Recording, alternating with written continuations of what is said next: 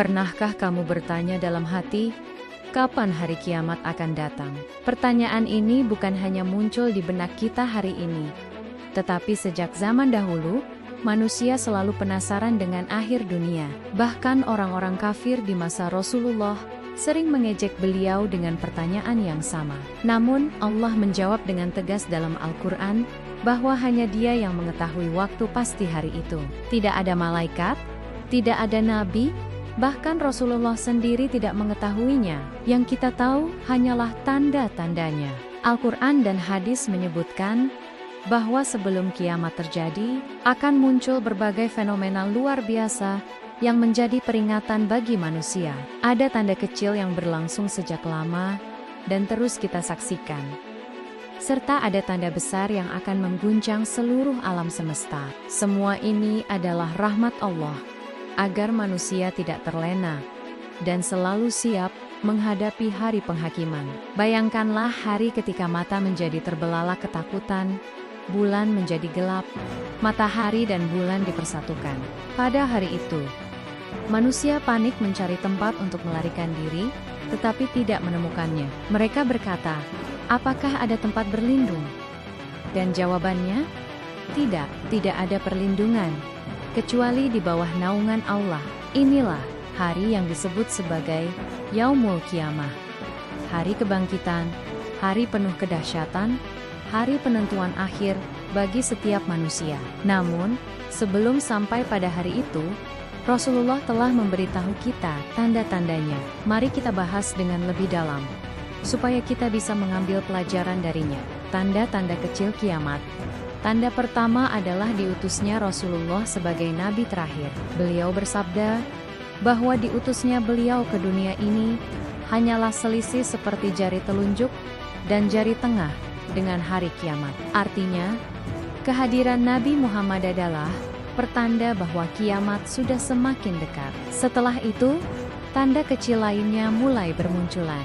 Manusia semakin jauh dari Al-Quran. Kitab suci yang seharusnya menjadi pedoman hidup, hanya disimpan di rak-rak buku sebagai hiasan, dibaca sesekali, tapi tidak diamalkan.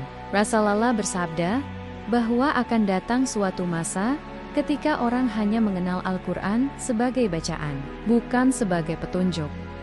Apakah kita sudah melihat gejala ini hari ini? Masjid-masjid dibangun semakin megah, dihias dengan indah, tetapi jamaahnya semakin sedikit. Salat yang seharusnya menjadi tiang agama mulai ditinggalkan.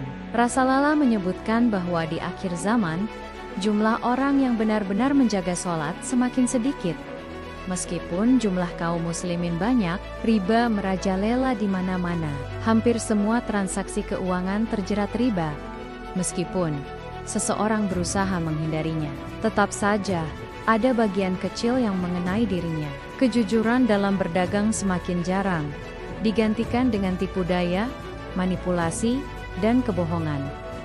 Lalu, kemaksiatan merajalela, minuman keras, perzinaan, hingga hubungan sesama jenis yang dulu dianggap menjijikkan, kini semakin dianggap biasa. Bahkan sebagian orang mulai membela perbuatan maksiat dengan alasan hak asasi manusia. Rasulullah telah memperingatkan bahwa salah satu tanda akhir zaman adalah ketika perzinaan dilakukan secara terang-terangan dan minuman keras diminum secara luas. Hubungan antar saudara pun rusak. Silaturahmi diputuskan. Pertengkaran keluarga semakin sering terjadi. Fitnah menyebar begitu cepat, seolah tidak ada batas. Kita melihat bagaimana media sosial menjadi sarana penyebaran berita bohong dan kebencian, sehingga memecah belah persaudaraan. Apakah tanda-tanda kecil ini sudah terlihat? Jawabannya, ya. Hampir semua sudah kita saksikan. Dan semakin banyak tanda kecil yang muncul, semakin dekat kita menuju tanda besar. Tanda-tanda besar kiamat. Jika tanda kecil adalah peringatan awal, maka tanda besar adalah alarm keras yang tidak bisa dihindari. Para ulama menyebutkan bahwa ketika tanda besar muncul, maka waktu kiamat sudah sangat dekat. Salah satu tanda besar adalah munculnya Daba, makhluk hidup dari perut bumi. Allah menyebutkannya dalam surah An-Naml ayat ke-82. Dabah akan berbicara kepada manusia, menjelaskan bahwa mereka selama ini tidak meyakini ayat-ayat Allah. Para ulama berbeda pendapat tentang bagaimana bentuk makhluk ini. Tetapi yang pasti, ia akan menjadi pembeda antara orang beriman dan kafir. Kemudian muncul Ya'juj dan Ma'juj, dua kaum perusak yang sangat berbahaya. Dalam surah Al-Kahfi, Allah menceritakan bagaimana Zulkarnain membangun dinding penghalang untuk mencegah kerusakan mereka. Namun di akhir zaman, penghalang itu akan hancur, dan mereka akan menyebarkan kehancuran di muka bumi. Mereka akan minum dari danau hingga kering, merusak segala yang mereka lewati, dan jumlah mereka sangat banyak. Hanya Allah yang bisa membinasakan mereka. Lalu, datanglah fitnah terbesar sepanjang sejarah. Kemunculan Dajjal, sosok yang akan mengaku sebagai Tuhan, menipu manusia dengan mukjizat palsu. Dajjal bisa menurunkan hujan, menghidupkan tanaman, bahkan menghidupkan orang mati dengan izin Allah sebagai ujian. Namun semua itu hanyalah tipuan. Rasulullah bersabda bahwa tidak ada fitnah yang lebih dahsyat daripada fitnah Dajjal. Orang yang lemah imannya akan mudah tertipu. Hanya mereka yang berpegang teguh pada Al-Quran dan doa perlindungan kepada Allah yang akan selamat. Setelah itu, Allah akan mengutus seorang pemimpin adil dari keturunan Nabi Muhammad, yang dikenal sebagai Imam Mahdi. Beliau akan menghapuskan kezaliman, menegakkan keadilan, dan memimpin umat Islam menuju kejayaan sementara sebelum kiamat. Kehadiran Imam Mahdi akan menjadi cahaya harapan di tengah kegelapan akhir zaman. Kemudian, Nabi Isa alaihi salam akan turun dari langit. Dalam surah Az-Zukhruf ayat 61, Allah menyebutkan bahwa turunnya Nabi Isa adalah tanda dekatnya kiamat. Beliau akan menghancurkan salib, membunuh Bobi, menghapuskan pajak, serta memimpin umat manusia dalam keadilan. Nabi Isa akan sholat bersama Imam Mahdi, sebagai tanda bahwa beliau datang bukan membawa agama baru, melainkan mengikuti syariat Islam.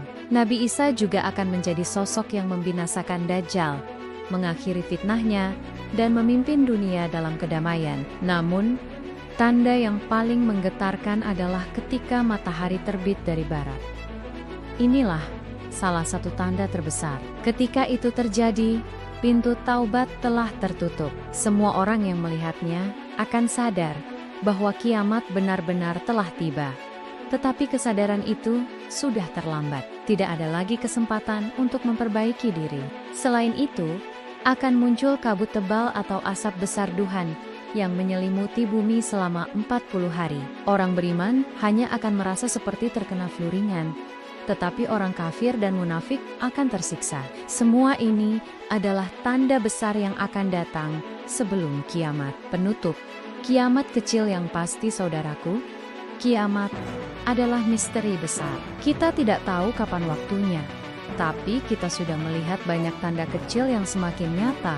Mungkin tanda besar belum muncul, tetapi apakah kita bisa menjamin hidup kita masih panjang untuk menunggunya? Sesungguhnya ada kiamat kecil yang pasti, kematian pribadi. Saat ruh kita dicabut, maka dunia berakhir untuk kita. Itulah kiamat pribadi yang tidak bisa dihindari. Maka, apakah kita sudah siap menghadapinya? Mari kita renungkan dosa-dosa kita. Salat yang mungkin sering kita lalaikan, amalan yang kita tunda-tunda, taubat yang belum kita lakukan. Jangan tunggu matahari terbit dari barat untuk sadar, karena saat itu semua sudah terlambat. Allah Maha Pengasih, Maha Penyayang. Selama kita masih hidup, pintu taubat masih terbuka. Inilah waktunya untuk kembali kepada Allah, memperbanyak amal kebaikan, dan memohon ampunan.